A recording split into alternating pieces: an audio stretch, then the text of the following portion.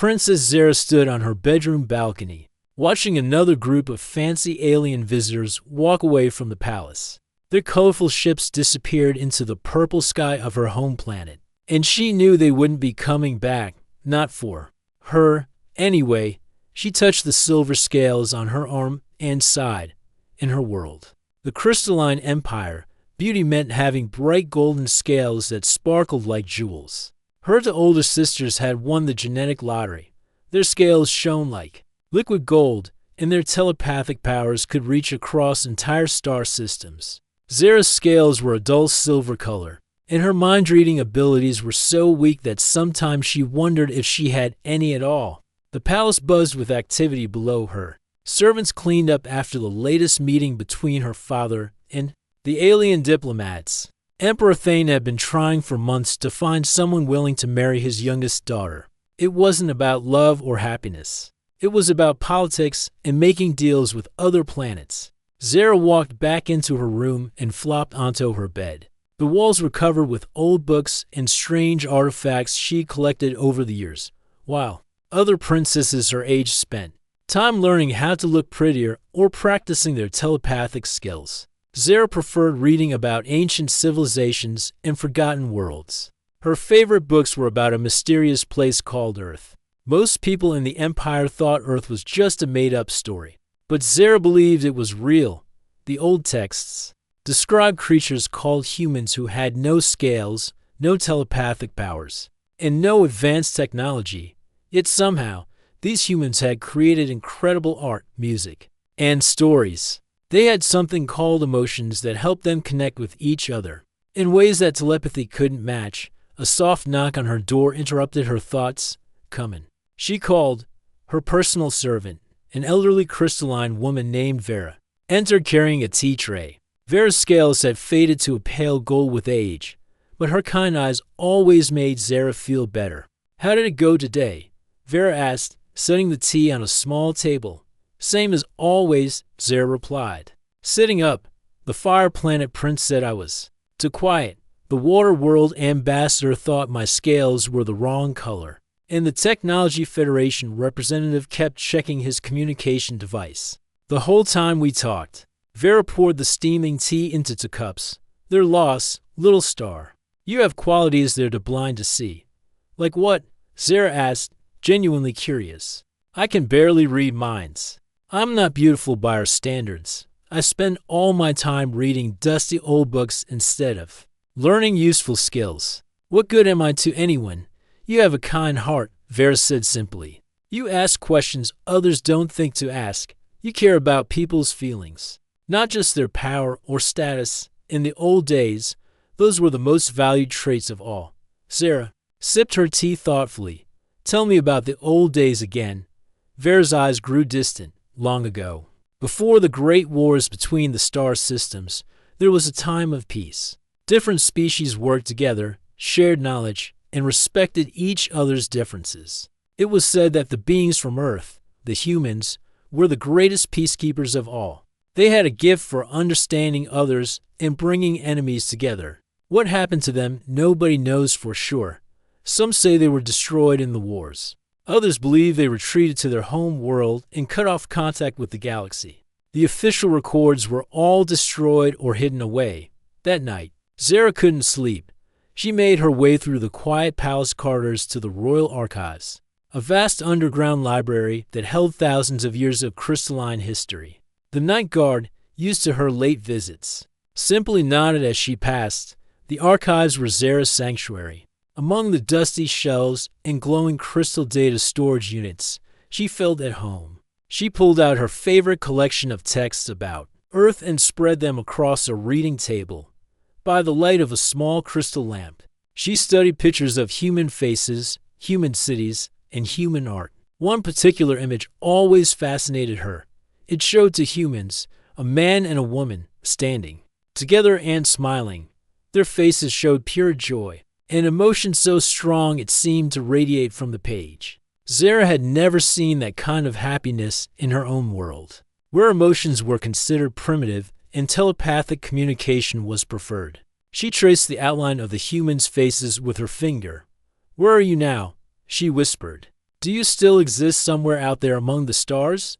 The next morning brought bad news. Zara was summoned to her father's throne room, where Emperor Thane sat on his crystal chair looking frustrated and tired. His golden scales had lost some of their shine over the years, and the weight of ruling an empire showed in the lines around his eyes. Zara, he said without any warmth in his voice, we need to talk. She approached the throne slowly, her silver scales catching the light from the crystal windows. Round the throne room, various advisors and courtiers watched with curious expressions. Father, she said, bowing slightly, this can't continue. Emperor Thane said, you're 19 years old, and every suitable match we've arranged has ended in rejection. Do you understand what this means for our empire? Zara kept her eyes fixed on the floor. I'm sorry, Father. I know I'm not what they're looking for. Sorry isn't enough anymore. His voice grew harder. The crystalline empire needs allies. We're surrounded by hostile neighbors, and our resources are running low. Marriage alliances are the only way to secure our future, and you're our last hope. What about my sisters? They both made good marriages. Your sisters have already done their duty. The Fire Planet Alliance and the Water World Treaty are helping us, but it's not enough. We need more partnerships, more trade agreements, more protection. Emperor Thane stood up from his throne and walked toward her. I'm giving you one final chance, Zara. I've arranged for one last group of suitors to visit. Representatives from the most powerful remaining civilizations will come here in 3 days. Zara's heart sank, and if none of them want to marry me, then you'll be sent to Colony Station 7, on the edge of our territory.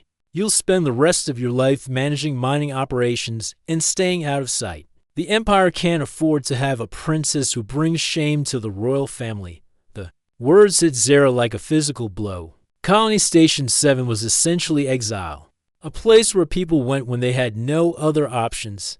It was cold, lonely, and light years away from everything she loved. I understand, Father, she managed to say. That evening, Zara sat in her favorite spot in the palace gardens, surrounded by glowing crystal flowers that provided light in the gathering darkness. The twin moons of her planet cast purple shadows across the pathways, and in the distance, she could see the lights of the capital city. 3 days. She had 3 days to somehow convince an alien suitor that she was worth marrying. Despite everything that made her different, 3 days to save herself from a life of exile and loneliness. She pulled out one of her human texts and opened it to a page she'd read hundreds of times. It was about human courage, about ordinary people doing extraordinary things when they had no other choice. The humans in these stories didn't have superhuman powers or advanced technology. They just had determination, creativity, and the ability to care deeply about others. Maybe. Zara whispered to herself, being different isn't always a weakness. She closed the book and looked up at the stars. Somewhere out there, among all those distant lights, she hoped the humans still existed. She wondered if they ever felt as alone and misunderstood as she did right now. A shooting star streaked across the sky, and Zara made a wish. She didn't wish to become beautiful or powerful like her sisters. She wished for something much simpler and much more difficult to achieve. She wished for someone who would see her for who she really was and think that was enough. 3 days passed faster than Zara had hoped. The morning of the final courtship gathering arrived with all the ceremony and pressure she had dreaded. The palace buzzed with activity as servants prepared the great hall for the most important visitors in the galaxy. Zara stood in front of her mirror, wearing the traditional silver and blue robes of a crystalline princess. Her scales had been polished until they gleamed, and her hair was arranged in the complex braided style that royal protocol demanded. She looked every inch a princess, but inside, she felt like she was preparing for her own funeral. You look beautiful, little star, Vera said, adjusting the ceremonial crystal crown on Zara's head. I look like I'm trying too hard, Zara replied, staring at her reflection. They'll see right through all of this. Sometimes trying is all we can do. The sound of ships landing in the palace courtyard echoed through the building. Zara's heart pounded as she realized her fate was literally arriving. Through her bedroom window, She could see 3 magnificent vessels settling onto the landing platforms. Each ship was more impressive than the last, designed to show off the wealth and power of their owners. The first ship looked like a giant bird made of gold and metal, with wings that folded gracefully as it landed. This belonged to Lord Talon from the Avian Empire, a proud warrior race known for their fierce loyalty and quick tempers. The second ship resembled a flowing water sculpture that somehow held its shape, representing Ambassador Reef from the aquatic realms. The third was a perfect geometric cube that shifted colors constantly, carrying Diplomat Flux from the Shapeshifter Coalition. Zara had studied each of these suitors carefully. Lord Talon valued strength and military prowess above all else. Ambassador Reef prized intelligence and strategic thinking. Diplomat Flux looked for adaptability and political cunning. She possessed none of these qualities in the way they would expect. A loud alarm suddenly pierced the air, causing everyone in the palace to freeze. The warning sound meant only one thing: an unidentified ship was approaching without permission. Through her window, Zara watched as palace guards rushed to their positions and defense systems powered up. But instead of a massive warship or invasion fleet, a small, battered spacecraft limped into view. It was unlike anything Zara had ever seen. Where the other ships were sleek and advanced, this one looked almost primitive. Its hull was a simple metal construction with visible repair patches, and it moved with the desperate wobble of a vessel barely holding together. The small ship crash-landed in the courtyard with a grinding screech of metal against stone. Sparks flew from its damaged engines, and steam hissed from cooling systems. For a moment, everything was silent except for the sound of settling metal and the distant shouts of palace guards. Then the ship's door opened with a mechanical groan, and someone stepped out. Zara gasped. The figure standing in the courtyard was like nothing she had ever seen before. He was tall but not towering, with smooth skin instead of scales, and hair the color of dark earth. His clothes were simple and practical, clearly designed for travel, rather than to impress. Most shocking of all, she could sense no telepathic presence from him whatsoever. It was as if his mind was completely closed off from the psychic noise that constantly surrounded crystalline people. The guards surrounded him immediately, their weapons raised, but the stranger didn't seem afraid. Instead, he looked around with obvious curiosity, taking in the crystal architecture and alien landscape with genuine wonder. When he noticed the guards, he raised his hands in what was clearly a peaceful gesture and began speaking in a language Zara had only read about in ancient texts. He was speaking human. Please, the stranger said, his words automatically translated by the palace's communication system. I mean no harm. My ship malfunctioned, and this was the nearest habitable planet. I just need shelter while I make repairs. Emperor Thane appeared on the main balcony, his golden scales blazing with anger. Who dares interrupt a royal courtship ceremony? He demanded. The stranger looked up at the emperor and bowed respectfully. My name is David Chen. I'm an anthropologist from Earth. I was studying ancient trade routes when my navigation system failed. I had no idea I was landing on your world during an important event. The word Earth sent a shock through Zara's entire body. This was a human, a real, living human standing in her courtyard. After years of reading about them in dusty books, one had literally fallen from the sky. Emperor Thane's expression grew even more furious. Earth, that mythical world, guards, arrest this trespasser immediately.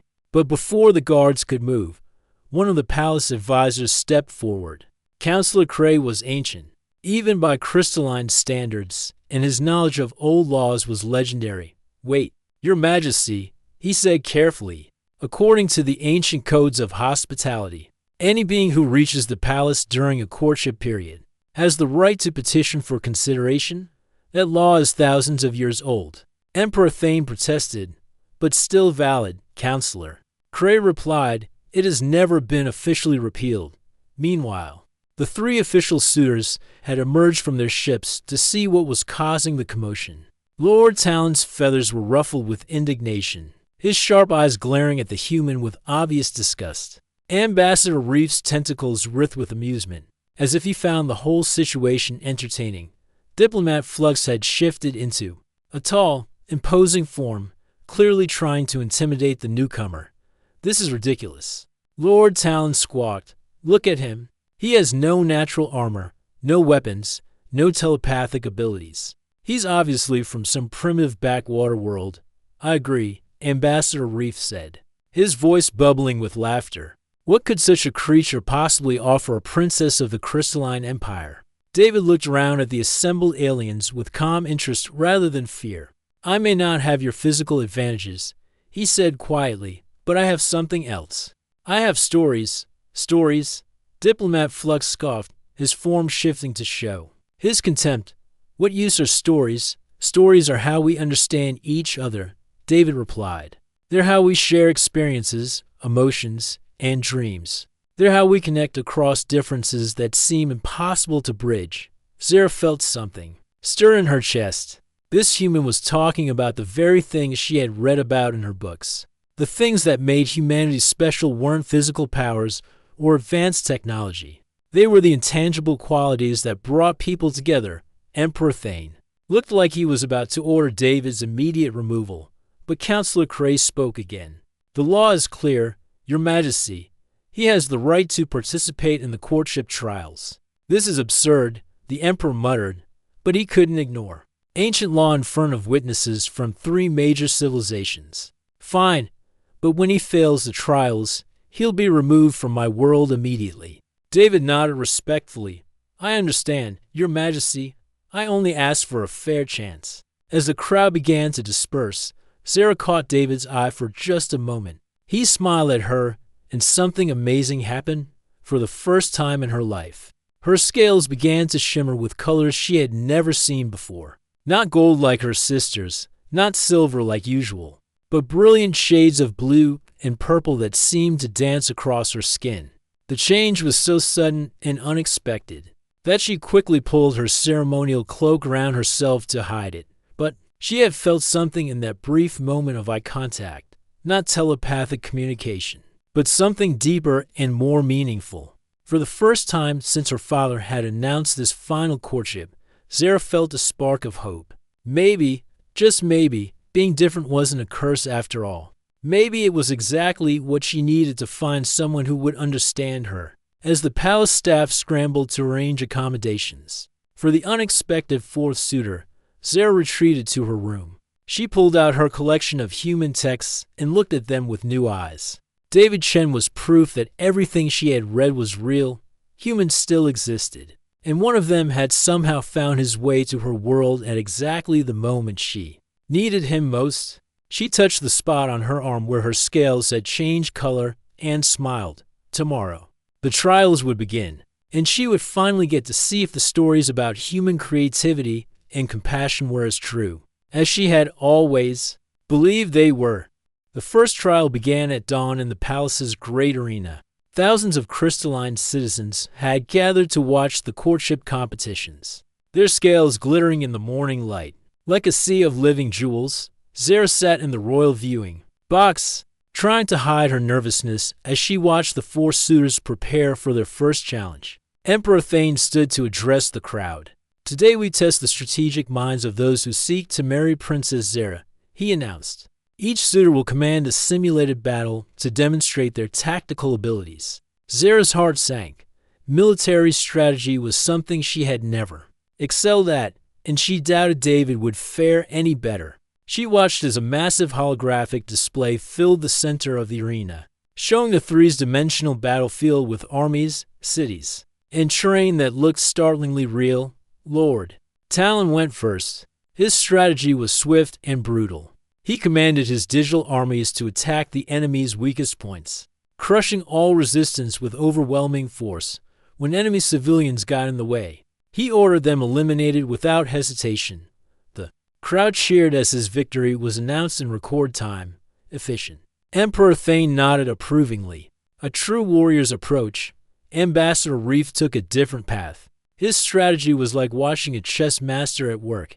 He manipulated supply lines, turned enemy commanders against each other, and won through cunning rather than force. His victory took longer, but resulted in fewer total casualties. The crowd appreciated his cleverness. Diplomat Flux chose yet another approach. He used shape-shifting spies to infiltrate the enemy, spreading confusion and fear until their armies surrendered. Without fighting, his victory was clean and complete, with minimal destruction. Then it was David's turn. The human studied the battlefield simulation for a long time, his face creased with concentration. The crowd grew restless, wondering why he was taking so long to begin his attack. Finally, he started giving commands, but they weren't what anyone expected. Instead of attacking, David ordered his armies to establish supply lines to enemy cities. He sent medical teams to treat wounded soldiers on both sides. He used his resources to build bridges and roads that connected hostile territories. The crowd began to murmur in confusion. "What is he doing?" Lord Talon squawked. "This isn't how you win a war." But David continued his strange strategy. He sent ambassadors to negotiate with enemy leaders, offering trade agreements and mutual defense pacts. Slowly, remarkably, the hostile armies began to stand down. Cities that had been under siege opened their gates. By the end of the simulation, both sides were working together instead of fighting. The judges looked baffled. "But who won?" One of them asked. "Everyone," David said simply. "In my experience, the best victory is the one where nobody has to lose." Emperor Thane frowned. "That's not how warfare works, human. There are always winners and losers." "Maybe. That's why there are so many wars," David replied quietly.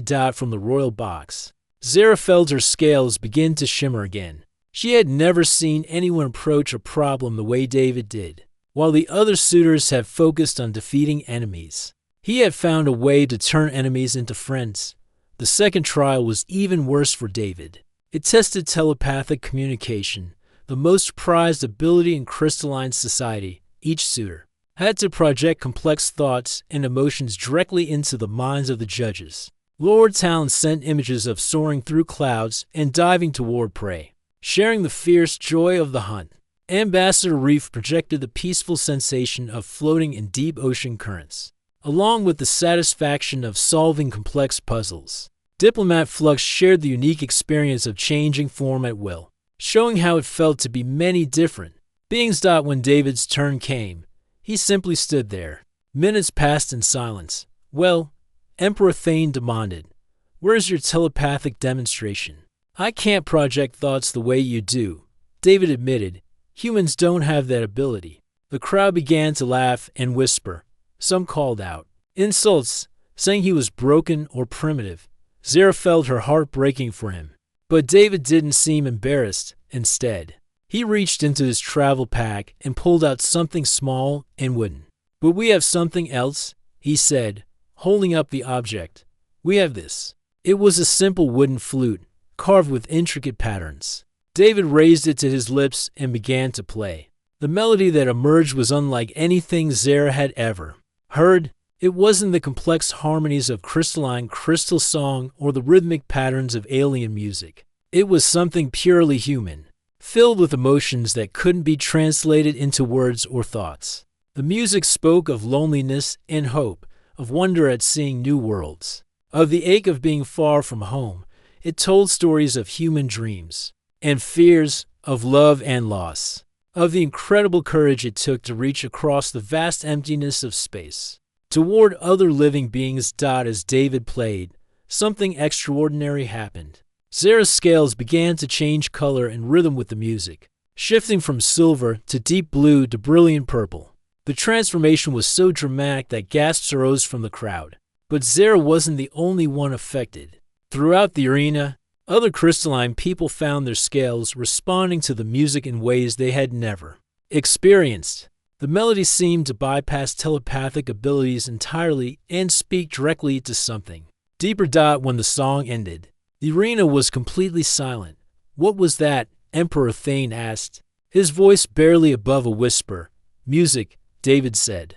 "It's how humans share what's in our hearts when words aren't enough." That evening, Zara found herself walking through the palace gardens, unable to stop thinking about David's performance. She had never heard anything so beautiful or felt anything so deeply. When she reached her favorite spot among the crystal flowers, she was surprised to find David already there, sitting on a stone bench and looking up at the stars. "I hope you don't mind," he said when he noticed her. "I was just trying to figure out which star is Earth's sun."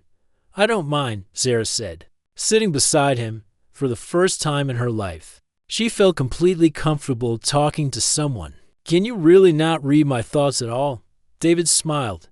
"Not even a little bit? Is that strange for you?" "It's wonderful," Zara said honestly. "Do you know what it's like to live in a world where everyone can sense what you're feeling all the time? Where you can never have a private thought or emotion?" "It sounds exhausting," David said gently. "It is. But with you, my mind feels quiet for the first time ever."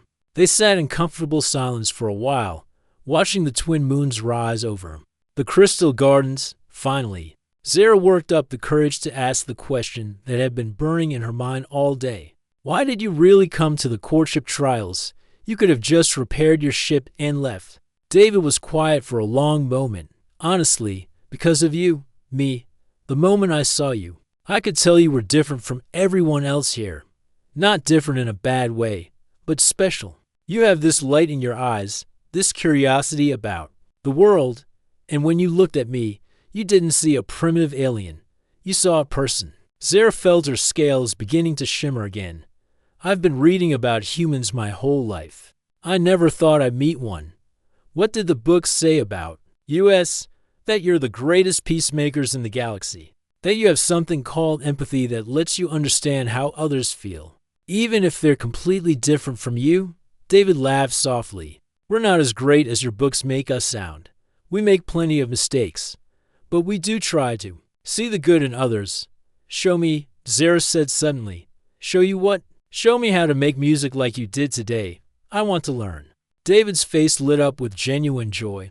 "I'd love to teach you." He pulled out his wooden flute again and began showing her how to hold it, how to breathe properly, how to make different sounds. Zara was a quick learner, and soon she was producing simple melodies of her own as she played.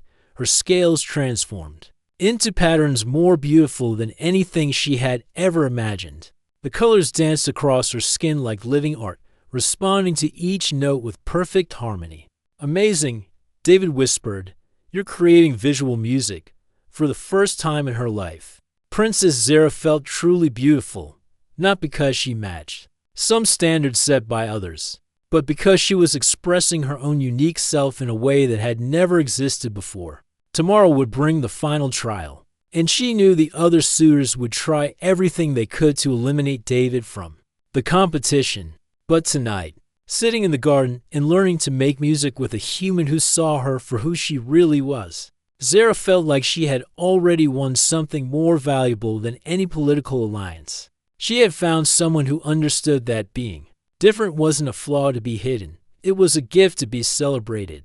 The morning of the final trial arrived with an electric tension that seemed to fill every corner of the palace. Word had spread throughout the crystalline empire about the strange human who had somehow made it to the last round of Princess Zara's courtship. Citizens from distant cities had traveled to witness what many believed would be an amusing spectacle.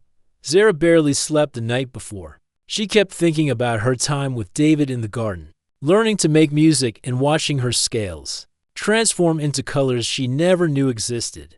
But she also worried about what the other suitors might do. She had seen the way they looked at David, like he was an insect that had somehow crawled into their sacred ceremony. The great arena was packed beyond capacity. Every seat was filled, and crowds of people stood along the walls and balconies. The noise was deafening as thousands of voices spoke at once, creating a telepathic buzz that made Zara's head ache. Emperor Thane stood before the crowd, his golden scales polished to mirror brightness. "Today marks the final trial," he announced, his voice carried by crystal amplifiers throughout the arena. "Each suitor will demonstrate why he deserves to marry Princess Zara and form an alliance with our empire." Zara sat in the royal box, her hands gripping the armrest of her chair so tightly that her knuckles were white beneath her silver scales. She watched as the four suitors took their positions in the center of the arena. Lord Talon went first, and his demonstration was everything the crowd expected from an avian warrior. He spread his magnificent wings, each feather gleaming like polished metal, and began a display of aerial combat that left the audience breathless. He dove and soared, showing moves that would be impossible for any ground-bound creature. Then, he landed and drew his ceremonial sword, performing a series of strikes so fast they seemed to blur together. "I offer the Crystalline Empire the strength of the avian fleets," he declared, his voice ringing with pride. "Marry your daughter to me, and no enemy will dare threaten your worlds. I bring you the power to dominate the galaxy." The crowd roared its approval. Even Zara had to admit that Lord Talon's display was impressive, though something about his talk of domination made her uncomfortable. Ambassador Reef stepped forward next, his tentacles flowing like liquid as he moved. Instead of a physical demonstration, he projected a complex holographic display that showed trade routes, resource calculations, and economic projections that made Zara's head spin.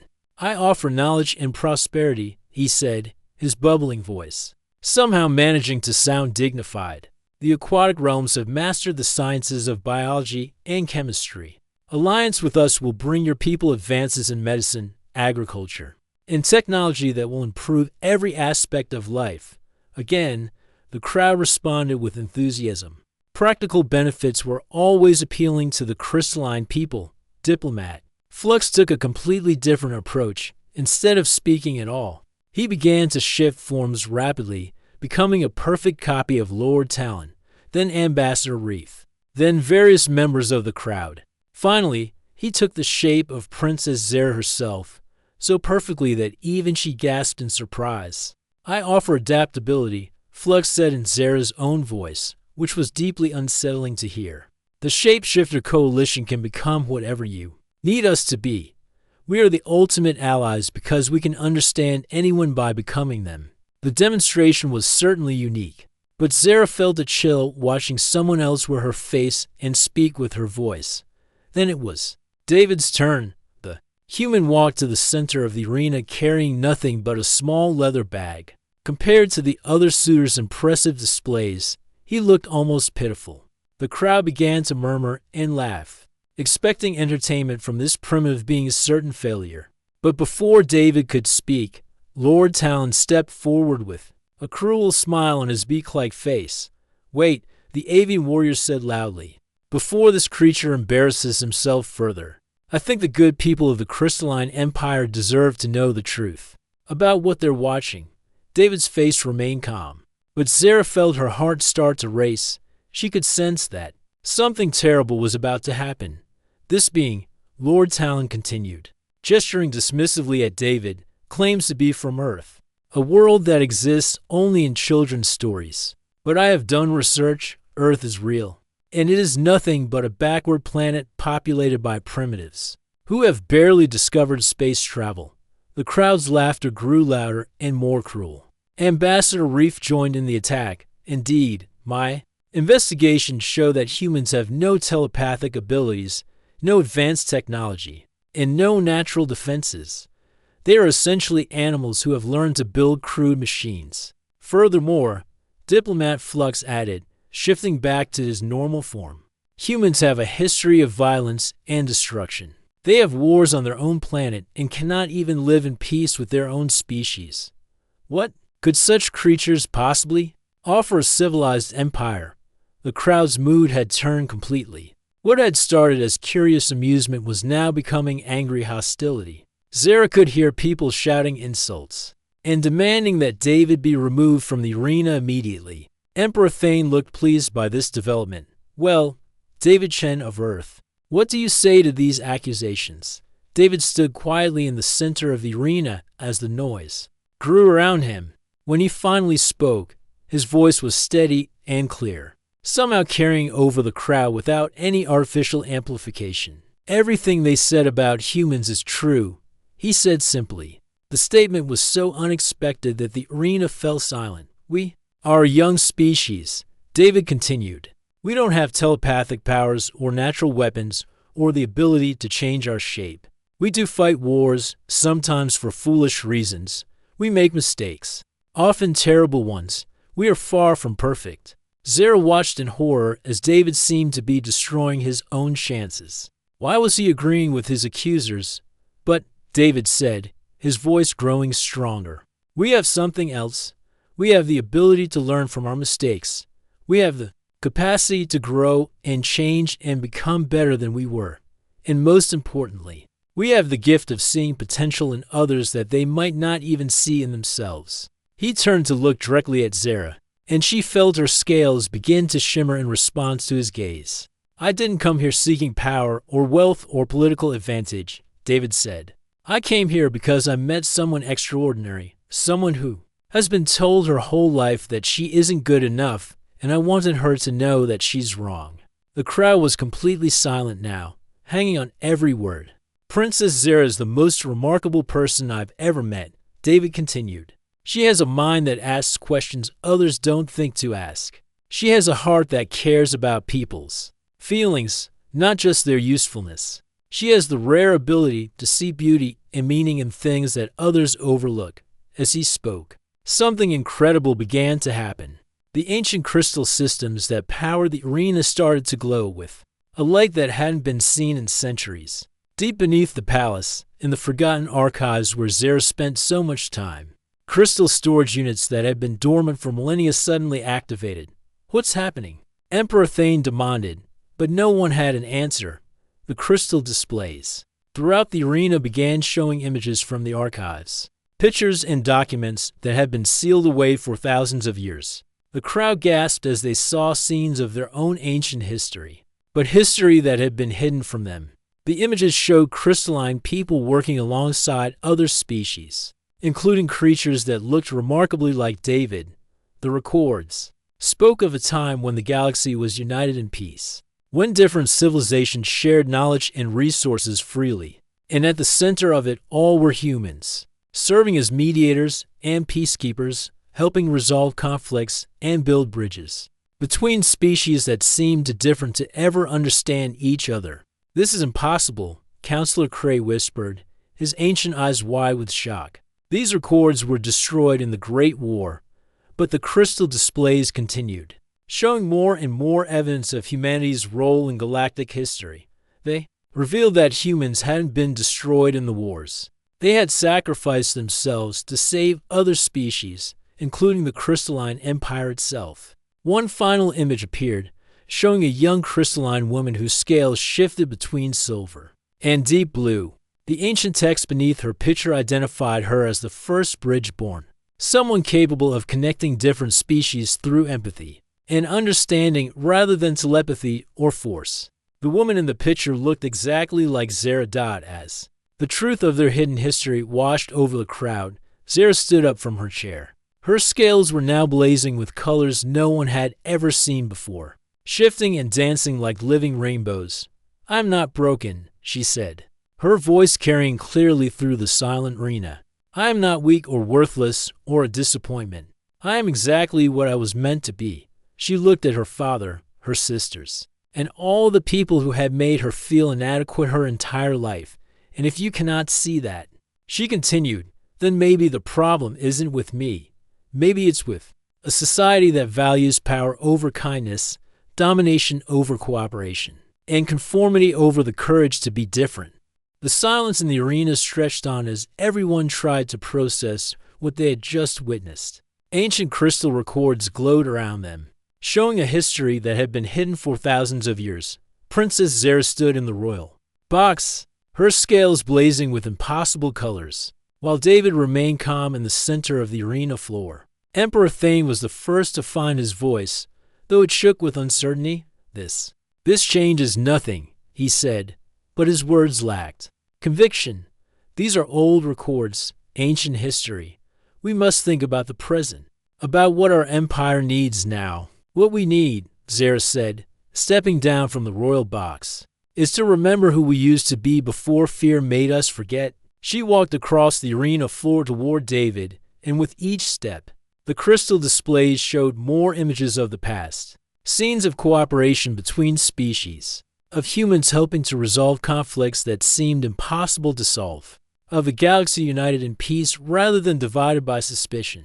Lord Talon's feathers ruffled with anger. You would throw away military strength for fairy tales and pretty stories? You would throw away wisdom for the promise of conquest? Zara replied, not breaking her stride toward David. Ambassador Reef's tentacles writhed nervously. The aquatic realms have offered you real benefits, scientific advances, trade agreements. What can this human possibly give you that we cannot? Zara stopped walking and turned to face all three alien suitors. He can give me something none of you even thought to offer, she said.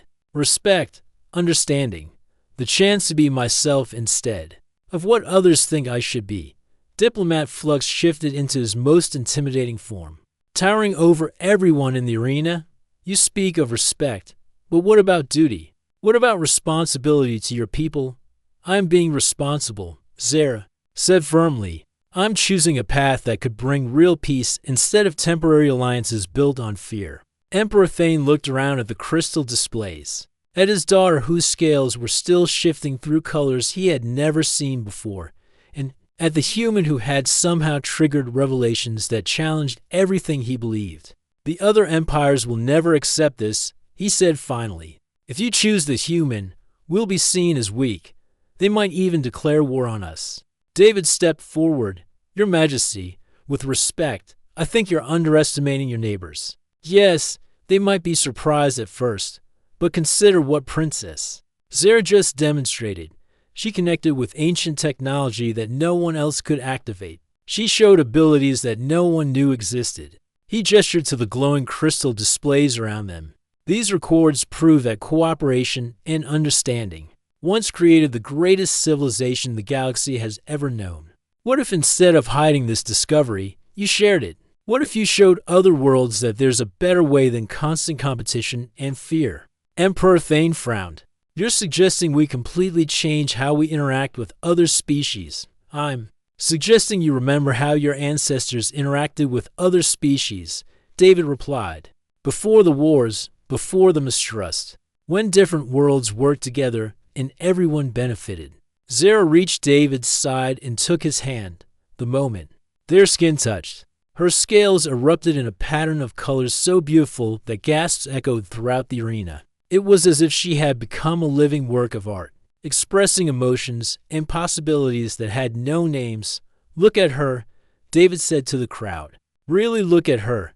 She's not broken or defective. She's evolved. She's what your people could become if you stop trying to make everyone fit the same mold. Lord Talon let out a harsh laugh. Fine words, but what happens when real problems arise? When enemies attack or resources run short? Will your emotions and pretty colors protect the Empire then? Zara smiled, and her scales shifted to display patterns that somehow conveyed both strength and gentleness. Let me show you what I can do now that I understand what I am. She closed her eyes and extended her consciousness outward, not through telepathy, but through something deeper. Her awareness touched every person in the arena, alien and crystalline alike, and for a moment, they all felt what she felt. They experienced her years of loneliness and self-doubt, but also her determination to find meaning and connection. They felt David's wonder at discovering new worlds and new forms of life, his genuine care for others, and his belief that differences should be celebrated rather than feared. Most importantly, they felt the possibility of a future where understanding replaced suspicion, where cooperation replaced competition, where diversity was seen as strength rather than weakness. When Zara opened her eyes, the entire arena was silent. Even Lord Talon looked shaken by the experience. That wasn't telepathy, Ambassador Reef said in wonder. That was something else entirely. That was empathy, David explained. The ability to truly understand and share what others feel. It's what made humans effective peacekeepers. And it's what makes Princess Zara so special. Counselor Cray, who had been studying the ancient records intently, suddenly spoke up. The texts call it heart speech. He said in amazement, a form of communication that goes beyond thoughts to touch the very essence of what we are. It was said to be the highest form of understanding possible. Emperor Thane looked at his daughter with new eyes. You can really do this? You can help different species understand each other the way our ancestors did. I can try, Zara said simply, but not alone. I'll need help from someone who understands what it means to bridge differences, to see past surface appearances to find the common ground beneath. She looked at David, and he squeezed her hand gently. I'm willing to learn, he said. If you'll teach me about your world, I'll share what I know about mine. The three alien suitors looked at each other uncertainly. They had come expecting to negotiate a traditional political marriage. But what they were witnessing was something completely different. Wait, Ambassador Reef said suddenly. If Princess Zara has these abilities, and if the human can help her develop them further, then an alliance with the Crystalline Empire would be more valuable than we initially thought. Diplomat Flux nodded slowly. The Shapeshifter Coalition has struggled with communication barriers between our various forms. If Princess Zara could help us understand each other better. Even Lord Talon seemed to be reconsidering. The Avian Empire has had conflicts with neighboring species for generations. Perhaps there are solutions we haven't considered. David smiled. That's the beautiful thing about cooperation. Everyone benefits when people work together instead of against each other. Emperor Thane stood silent for a long moment, weighing tradition against possibility, fear against hope. Finally, he looked at his daughter and saw not a disappointment, but a young woman who had found her true purpose. Very well, he said, his voice carrying throughout the arena. I recognize David Chen of Earth as a worthy suitor for Princess Zara. Let their union represent not just a marriage, but a new beginning for our empire and our relationships with other worlds. The crowd erupted in cheers that seemed to shake the very foundations of the palace. The crystal displays pulsed with brighter light, as if the ancient technology was celebrating along with everyone. Elstad as Zara and David embraced, her scales shifted through every color imaginable, creating patterns that told the story of two different worlds coming together. It was a sight that would be remembered and riddled for generations. 6 months later, Princess Zara and David stood on the bridge of a ship unlike any that had ever been built. It combined crystalline crystal technology with human innovation, creating a vessel designed not for war, but for exploration and diplomacy. They were traveling to the outer colonies, where lost human settlements had been discovered, ready to begin the work of reconnecting humanity with the galactic community. Zara's scales now permanently displayed the flowing blue and silver patterns that marked her as bridge-born, while David had learned to understand and appreciate alien cultures in ways that amazed even seasoned diplomats. Their wedding had become a celebration attended by representatives from dozens of worlds, each eager to learn about the new possibilities that cooperation and understanding could bring. The other suitors had not only withdrawn their complaints, but had requested that Zara and David visit their worlds to help resolve long-standing conflicts. As their ship traveled between the stars, Zara and David worked together to document their discoveries and develop new methods of interspecies communication.